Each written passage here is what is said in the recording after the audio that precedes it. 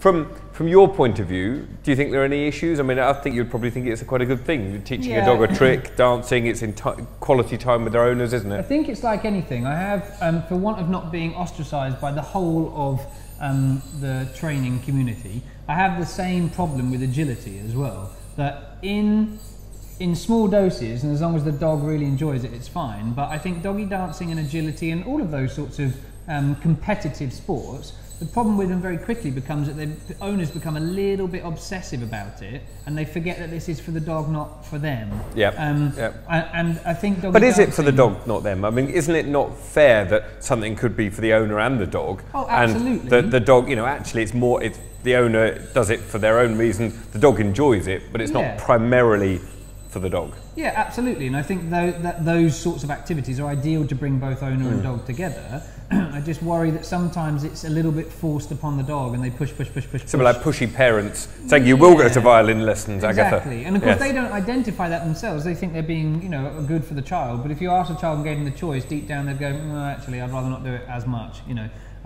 But the deal with this, I guess, with doggy dancing, is that it's interesting how people think it's demeaning, because I think that's a bit anthropomorphic.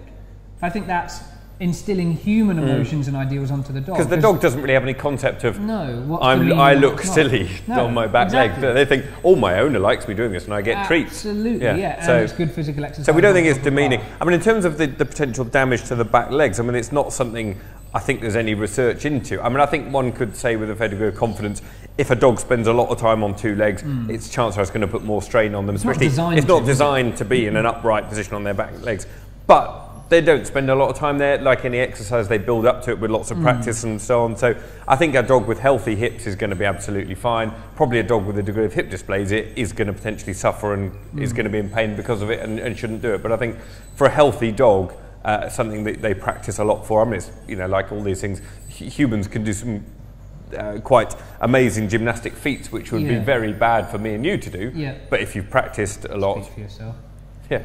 How are the splits and the? All right. Yeah. They're all right. Oh, those splits. No, they're good too. Yeah. Good. But yeah, ultimately, I think it's all right. But in small doses, it's just like anything, isn't it? Like if you want your dog to stand from a sit, you lure them to move them forwards. The same thing with your legs, don't you? Just lure them around your legs so they weave in around your legs with doggy dancing and stuff. So I think it's just the concept of it dancing. But yeah, there you go.